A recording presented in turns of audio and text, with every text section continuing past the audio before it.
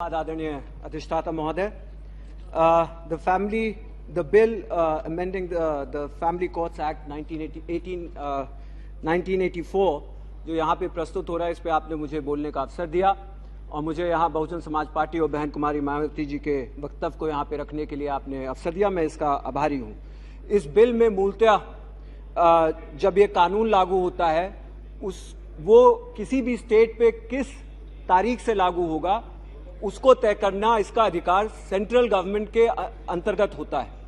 नागालैंड और हिमाचल प्रदेश में ये अभी तक लागू नहीं हो पाया था, जिसको रेट्रोस्पेक्टिव केस से उनके जो भी नीतिगत उन्होंने निर्णय लिए हैं उसको लागू करने के लिए ये लॉ लाया जा रहा है।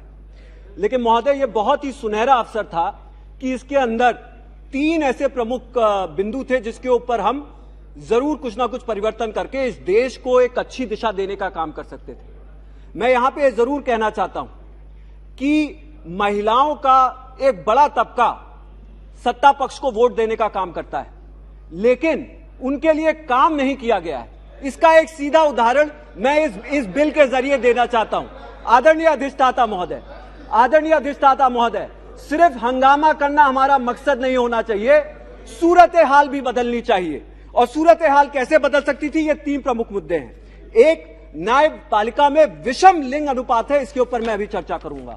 दूसरा, फैमिली कोर्ट में, और दूसरा ये जो अपील अदालतें हैं फैमिली कोर्ट में, इनकी स्थापना में एक प्रमुख आवश्यकता यह भी है कि ये जिले के जो इनके पास जो है जो अवमानना होती है कोर्ट की, उसके ऊपर भी कार्रवाई करने की शक्ति हो।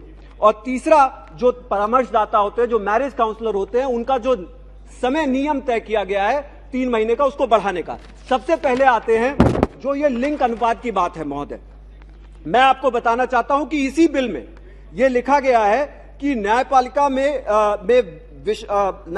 इसके सेक्शन 4 में 4B के तहत यह स्पष्ट रूप से लिखा गया है, in selecting the person for appointment as जजेस preferences shall be given to women. यानी कि जब जजेस को सिलेक्ट किया जाएगा तो एक श्रेष्ठता यानी कि ज्यादा वरीयता जो है महिलाओं को दी जाएगी।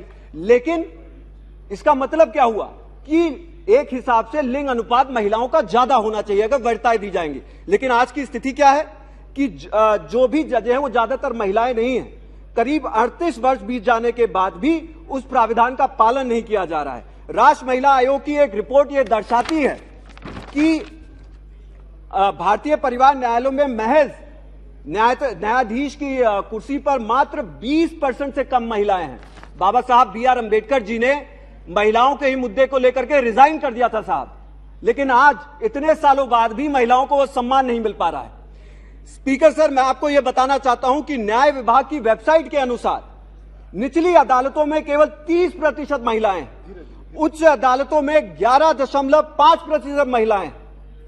सभी उच्च न्यायालय में 627 न्यायाधीशों में से केवल 66 महिलाएं हैं। ये कितनी बड़ी विडंबना है जब हम ये कहते हैं कि सारा महिलाओं का वोट हमको मिलने का काम होता है। कुछ और भी मुद्दे हैं, जैसे कामकाजी शक्ति का लगभग 10% अभी भी जो है यह महिलाओं के हाथ में ही है। आप भी आश्चर्यचकित हो जाएंगे जब आपको मालूम पड़ेगा कि कुछ उच्च न्यायालयों में एक भी महिला न्यायाधीश नहीं है। और तो और सर, सिर्फ शीर्ष उच्चतम न्यायालयों में 33 न्यायाधीशों में से सिर्फ 4 महिलाएं न्यायाधीश हैं। ये कितनी बड़ी विडंबना है। और इस पर यह मौका मिला हुआ था कि इस बिल में एक संशोधन किया जाए और इन महिलाओं को और सशक्तिकरण दिया जाए ताकि फैमिली कोर्ट में उनकी बराबर की हिस्सेदारी हो। सर, मैं 5 मिनट और लूंगा।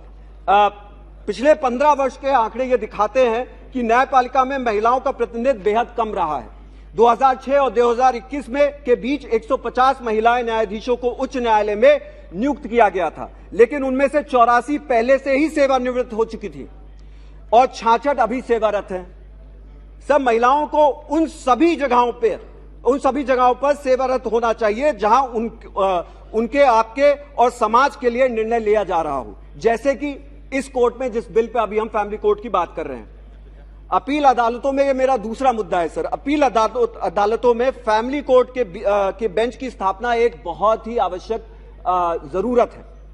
होता क्या है सर, इस पे जो जिले स्तर पे जो पारिवारिक न्यायालयों में किए गए फैसले होते हैं, जो समान सिद्धांतों के आधार पर किए जाते हैं, उन पर उनकी अपील के मामलों का फैसला करने में उसमें मदद मिलेगी। क्योंकि सर एक परिवार न्यायालय के पास एक सीमित दायरा रहता है और उसमें उस क्षेत्राधिकार में वो काम करते हैं, और इसमें जब अवमानना होती है इस कोर्ट में, उनके किसी भी आदेश की जब अवमानना होती है तो उसको सीरियसली कोई नहीं लेता, क्योंकि लोगों का यह मानना है कि किसी भी मजिस्ट्रेट की बेंच में और ज्यादा पावर होती है, या एक वो दीवानी अदालत में अपने आप को और सुरक्षित और मजबूत पाते हैं और उसका पालन करने में वो अपने आप को ज्यादा निपुण दिखाने का काम करते हैं। और अगर हम इसी चीज को जो है जहां पे इसको हम अगर मजबूत करना चाहते हैं तो इनको हमें मैजिस्ट्रेट और इन अदालतों में भी हमें जगह दे करके इनको स्थापित करने की जरूरत होगी। होता क्या है सर, अगर याचिकाकर्ता पुरुष है और उसके खिलाफ फैमिली कोर्ट ने कहा कि भाई आपको भरण पोषण का भार उठाना पड़ेगा, वो तभी भी उसको नजरअंदाज इसलिए कर देता है क्योंकि उसको पता है इस अदालत के पास इतनी ताकत नहीं है कि इसको इन्फोर्स कर सके। तो सर ये मौका मिला हुआ था जो कि सरकार ने इस समय जब ये संशोधन ला रहे थे तो इसको करना चाहिए था, लेकिन इस मौके को गंवाने का काम किया है। तीसरा, जो मैरिज काउंसलर्स होते हैं यानी कि परामर्शदाता जो होते हैं, उनका सर 3 महीने का जो है जो भी पीड़ित होता है उसके साथ 3 महीने तक उनको लगाया जाता है ताकि उनकी समस्याओं को समझने का काम करें और उनको मदद करें, मैरिज काउंसलिंग दें।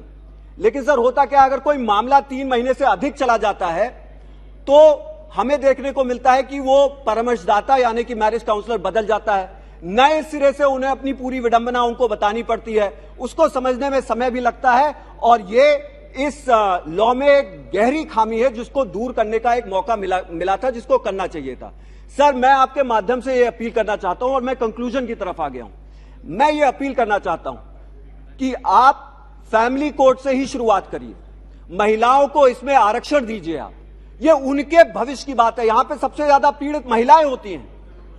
हमारा क्या कहते हैं पुरुष प्रधान देश है, और जायज सी बात है जब बेंच पूरी पुरुष रहेगी या उसमें ज्यादातर लोग जो है पुरुष लिंग के रहेंगे तो महिलाओं की बातें कम सुनी जाएंगी। हम महिला सशक्तिकरण की बात जरूर करते हैं, हम बाबा साहब की बात जरूर करते हैं, हम महिलाओं का वोट लेने के लिए उनके बारे में बड़े बड़े वादे जरूर करते हैं, लेकिन जहां पे भी सर महिलाओं के हित की बात होती है तो कहीं ना कहीं हम गलतियां कर बैठते हैं और पीछे हट जाते हैं। मेरा आपके माध्यम से आदरणीय लॉ मिनिस्टर जी से यह निवेदन है कि इस पर पुनः जाकर के विचार करें और इस पे महिलाओं को सशक्तिकरण देने के लिए विचार करें। हालांकि वैसे तो ओबीसी और एससी की भी बात मैं कर सकता हूं जिनको कोई आरक्षण नहीं मिलता, लेकिन क्योंकि ये बिल महिलाओं का है इसलिए मैं इस पे सीमित रहूंगा, लेकिन यहां पे इस मंच के माध्यम से उस पे भी विचार करने के लिए जरूर बोलूंगा।